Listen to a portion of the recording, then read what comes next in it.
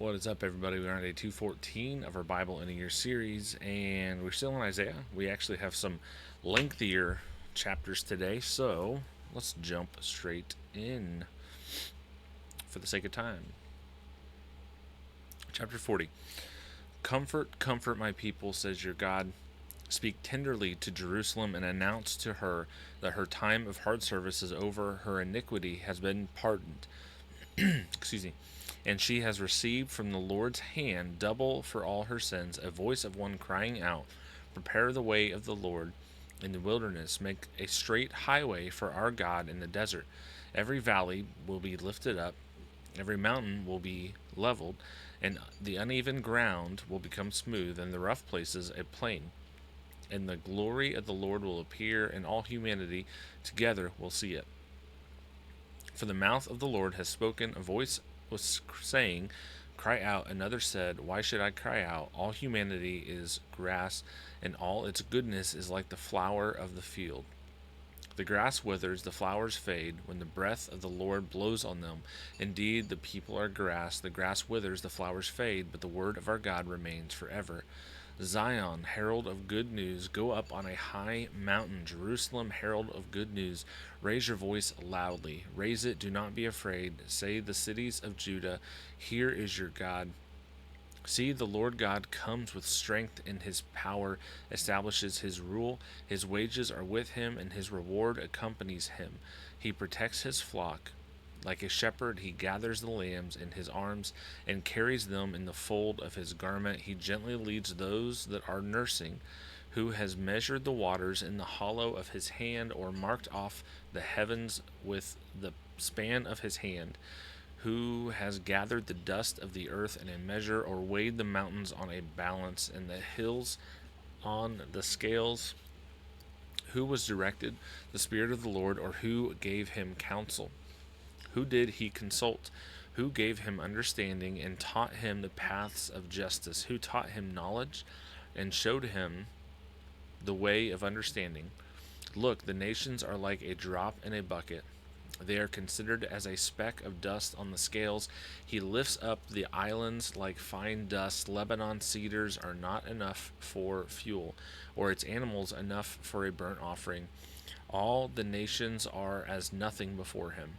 They are considered by him an empty nothingness. With whom will you compare God?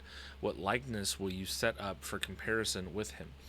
An idol, something that a smelter casts and a metal worker plates with gold and makes silver chains for. A poor person contributes wood for a pedestal that will not rot. He looks for a skilled craftsman to set up an idol that will not fall over.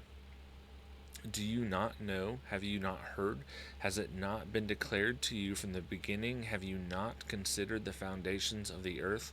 God is enthroned above the circle of the earth. Its inhabitants are like grasshoppers. He stretches out the heaven like thin cloth and spreads them out like a tent to live in. He reduces princes to nothing and makes judges of the earth like a wasteland. They are barely planted, barely sown. Their stem hardly takes root in the ground when he blows on them, and they wither. And a whirlwind carries them away like stubble. To whom will you compare me, or who is my equal? Ask the Holy One. Look up and see. Who created these? He brings out the stars by number. He calls all of them by name. Because of his great power and strength, not one of them is missing. Jacob, why do you say, and Israel, why do you assert? My way is hidden from the Lord, and my claim is ignored by God. Do you not know? Have you not heard? The Lord is the everlasting God, the creator of the whole earth. He never becomes faint or weary. There is no limit to his understanding. He gives strength to the faint and strengthens the powerless. Youths may become faint and weary, and young men stumble and fall, but those who trust in the Lord will renew their strength. They will soar on wings like eagles. They will run and not become weary. They will walk and not faint. 41. Be silent before me, coasts and islands, and let people renew their strength. Let them approach, let them testify, let them come together for the trial. Who has stirred up someone from the east? In righteousness he calls him to serve. The Lord hands nations over to him, and he subdues kings. He makes them like dust in his sword, and like wind driven stubble with his bow. He pursues them, going on safely, hardly touching the path with his feet. Who has performed and done this, calling the generations from the beginning? I am the Lord, the first, and with the last I am he. The coasts and islands see and are afraid. The whole earth trembles. They approach and arrive. Each one helps the other and says to another, take courage. The craftsman encourages the metal worker. The one who flattens with the hammer encourages the one who strikes the anvil, saying of the soldering, it is good. He fastens it with nails so that it will not fall over. But you, Israel, my servant, Jacob, whom I have chosen, descendant of Abraham, my friend, I brought you from the ends of the earth and called you from its farthest corners. I said to you, you are my servant. I have chosen you. I haven't rejected you. Do not fear, for I am with you. Do not be afraid, for I am your God. I will strengthen you. I will help you. I will hold on to you with my righteous right hand. Be sure that all who are enraged against you will be ashamed and disgraced. Those who contend with you will become as nothing and will perish. You will look for those who contend with you, but you will not find them. Those who war against you will become absolutely nothing, for I am the Lord your God, who holds your right hand, who says to you, do not fear, I will help you. Do not fear, you worm Jacob, you men of Israel, I will help you. This is the Lord's declaration. Your Redeemer is the Holy One of Israel. See, I will make you into a sharp threshing board, new with many teeth. You will thresh mountains and pulverize them, and make hills into chaff. You will winnow them, and a wind will carry them away. A whirlwind will scatter them. But you will rejoice in the Lord. You will boast in the Holy One of Israel. The poor and needy seek water, but there is none. Their tongues are parched with thirst. I will answer them. I am the Lord, the God of Israel. I will not abandon them. I will open rivers on the barren heights and springs in the middle of the plains. I will turn the desert into a pool and dry land into springs. I will plant cedar, acacia, myrtle, and olive trees in the wilderness. I will put juniper, elm, and cypress trees together in the desert, so that all may see and know. Consider and understand that the hand of the Lord has done this. The Holy One of Israel has created it. Submit your case, says the Lord. Present your argument, says Jacob's king. Let them come and tell us what will happen. Tell us the past events so that we may reflect on them and know the outcome. Or tell us the future. Tell us the coming events. Then we will know that you are God's indeed. Do something good or bad. Then we will be in awe when we see it. Look, you are nothing. Look, you are nothing, and your work is worthless. Anyone who chooses you is detestable. I have stirred up one from the north, and he has come, one from the east who invokes my name. He will march over rulers as if they were mud, like a potter who treads the clay. Who told about this from the beginning, so that we might know, and from past times, so that we might say, he is right. No one announced it, no one told it, no one heard your words. I was the first to say to Zion, look, here they are. And I gave Jerusalem a herald with good news. When I look, there is no one. There is no counselor among them. When I ask them, they have nothing to say. Look, all of them are a delusion. Their works are non existent. Their images are wind and emptiness. Strong words. Strong words. Okay, chapter 42. This is my servant. I strengthen him. This is my chosen one. I delight in him. I have put my spirit in him. He will bring justice to the nations. He will not cry out or shout or make his voice heard in the streets. He will not break a bruised reed. He will not put out a smoldering wick. He will faithfully bring justice. He will not grow weak or be discouraged until he has established justice on earth. The coasts and islands will wait for his instruction. This is what God the Lord says, who created the heavens and stretched them out, who spread out the earth and what comes from it, who gives breath to the people on it, and spirit to those who walk on it. I am the Lord, I have called you for a righteous purpose, and I will hold you by your hand. I will watch over you, and I will appoint you to be a covenant for the people and a light to the nations, in order to open blind eyes, to bring out prisoners from the dungeon and those sitting in darkness from the prison house. I am the Lord, that is my name, and I will not give my glory to another or praise the idols. Or praise to idols. The past events have indeed happened. Now I declare new events. I announce them to you before they occur. Sing a new song to the Lord. Sing his praise from the ends of the earth.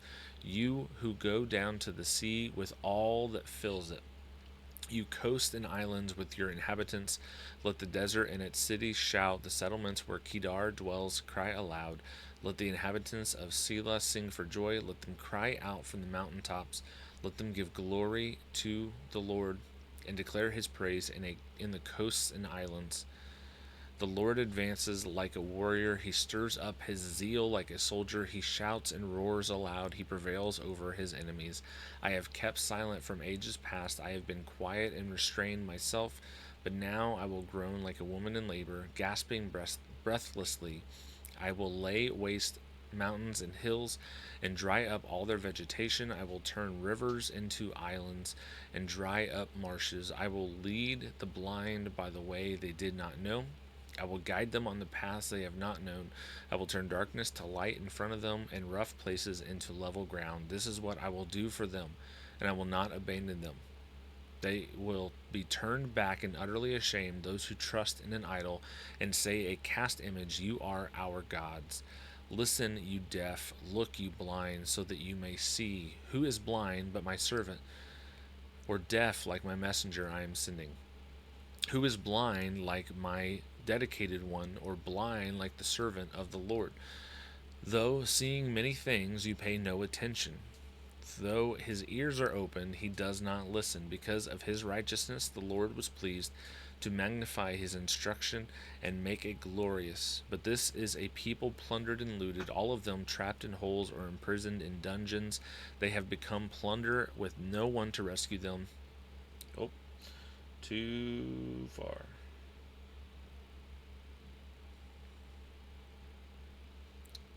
Um,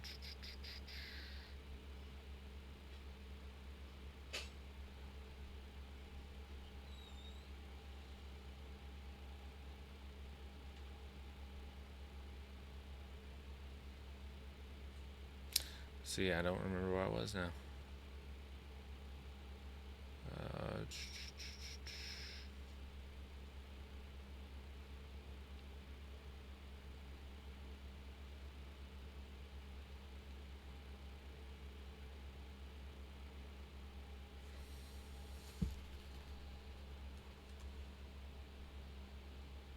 okay, verse 22, or kind of in 22. I should have done that from the beginning. Okay. They have become plunder with no one to rescue them, and loot with no one saying, give it back. Who among you will hear this? Let him listen and obey in the future. Who gave Jacob to the robber and Israel to the plunderers? Was it not the Lord? Have we not sinned against him? They were not willing to walk in his way, and they would not listen to his instruction. So he poured out his furious anger and the power of war on Jacob. It surrounded him with fire, but he did not know it. It burned him, but he did not take it to heart. And that is it for our reading. But we got some questions. Okay. Question 1. How does Isaiah 40's portrayal of God's power and care challenge our understanding of who God is and how he relates to his people? There were a lot of different things brought up in Isaiah 40.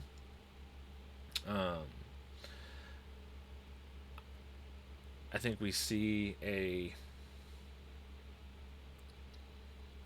God that cares for his people, a God that wants good for his people, a God that is willing to step in and rescue his people. And that maybe contradicts what some people believe. I do think that there are some that kind of see, and I'll admit that for me, for a while, this was it. And I don't think I was ever specifically told this, but kind of just how people talked about God and um, Christianity and stuff. This is kind of what I got. But the God is just kind of like sitting up there waiting for you to mess up so he can correct you, so that he can discipline you. It's just waiting for you to screw up. And that's all it is just you're trying to go on through your life messing up as little as possible, so you get as little correction as possible. And that's not an accurate picture. We see here in Isaiah 40, he cares for those, he wants to protect them, he wants to help them, he wants to do what he can for them.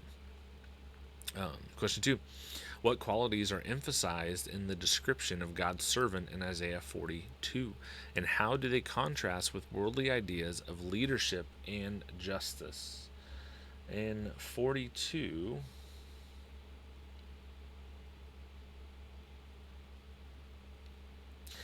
so one that sticks out really early on, verse 2: he will not cry out or shout or make his voice heard in the streets. A lot of times when we think of leaders, we think of people who are very vocal, very loud, very boisterous in their speech, and they want to get in front of people. But what we see here is somebody that doesn't need to get in front of people, that doesn't need to have the stage, doesn't need to be talking to people constantly. Um, for me, at least, that's one of the big ways that I saw it. It kind of stuck out from what we see normally, at least in the West, but I think overall in the world. Question 3: in what ways do these chapters invite us to find renewed strength and hope in the midst of waiting or suffering?